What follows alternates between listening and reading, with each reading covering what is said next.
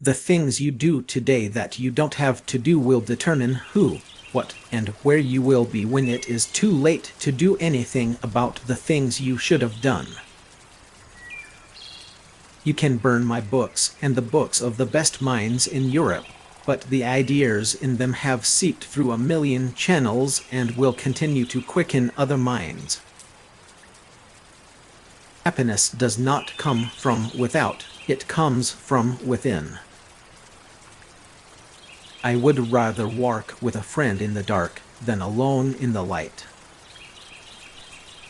We betray ourselves into smallness when we think the little choices of each day are trivial.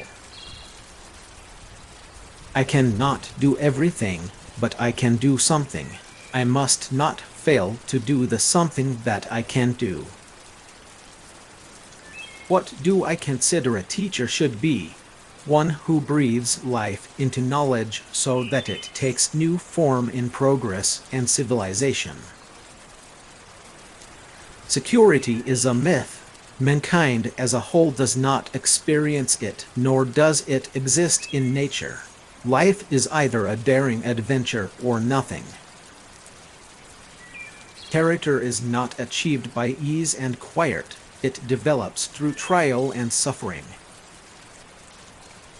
Personally, I do not believe in a national agency devoted only to the Negro blind because in spirit and principle I am against all segregation, and the blind already have difficulties enough without being cramped and harassed by social barriers.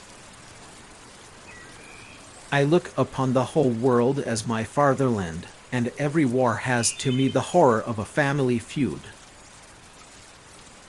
The marvelous richness of human experience would lose something of rewarding joy if there were no limitations to overcome.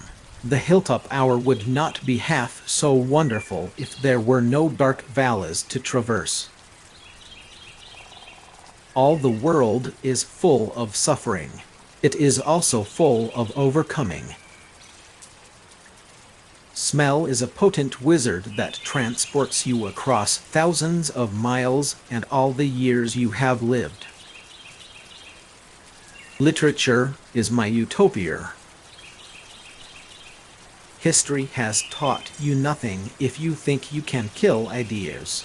Tyrants have tried to do that often before, and the ideas have risen up in their might and destroyed them. The test of a democracy is not the magnificence of buildings or the speed of automobiles or the efficiency of air transportation, but rather the care given to the welfare of all the people. A smile goes a long way, but you must first start it on its journey. Faith is a mockery if it does not teach us that we can build a more complete and beautiful world. If I could have only one of my senses, then I would choose hearing. Then I wouldn't feel so all alone. We can do anything we want as long as we stick to it long enough. Character cannot be developed in ease and quiet. Only through experience of trial and suffering can the soul be strengthened, vision cleared, ambition inspired, and success achieved. I wonder what becomes of lost opportunities.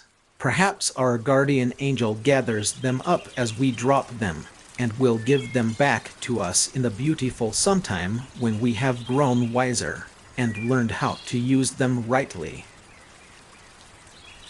The worst calamity to have eyes and fail to see.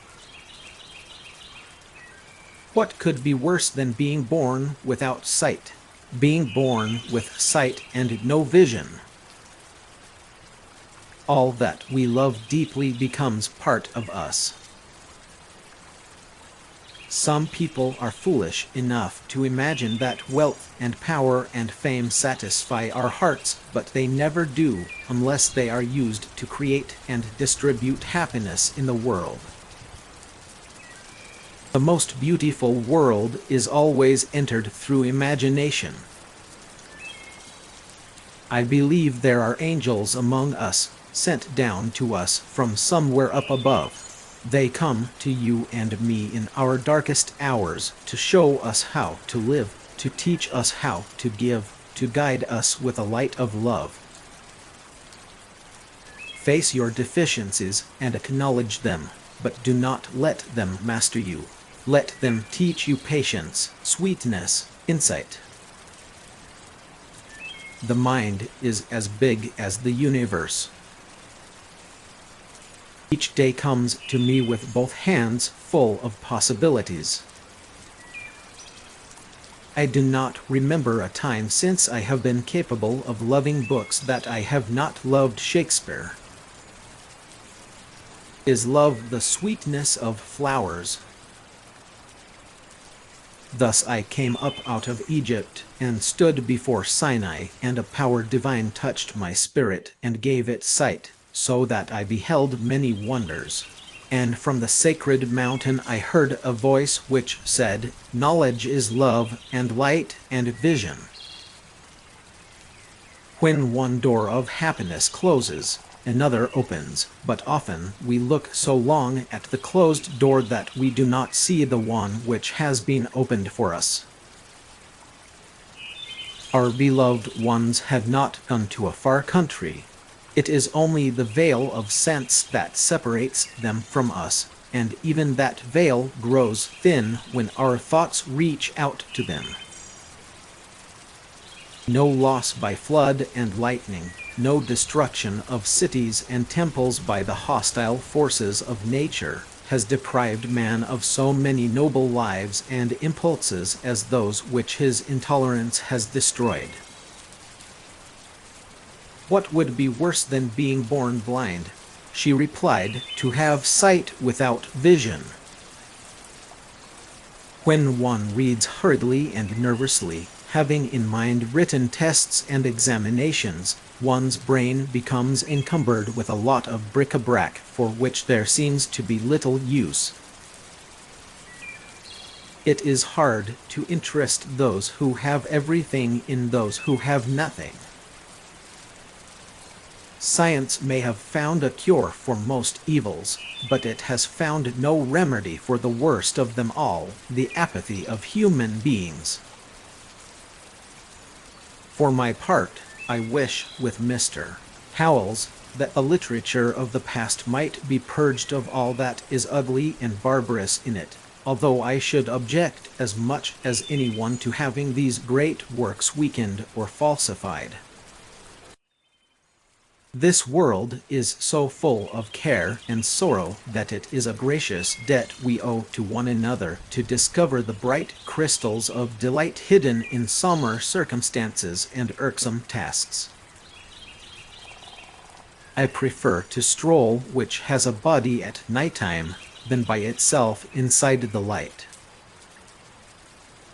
The hand is defined as the organ of apprehension. How perfectly the definition fits my case in both senses of the word apprehend. With my hand I seize and hold all that I find in the three worlds, physical, intellectual, and spiritual. Defeat is simply a signal to press onward. There is no king who has not had a slave among his ancestors, and no slave who has not had a king among his. As selfishness and complaint pervert the mind, so love with its joy clears and sharpens the vision. It is an unspeakable boon to me to be able to speak in winged words that need no interpretation. My friends have made the story of my life. The chief handicap of the blind is not blindness, but the attitude of seeing people towards them. One painful duty fulfilled makes the next plainer and easier. My darkness has been filled with the light of intelligence, and behold, the outer daylit world was stumbling and groping in social blindness.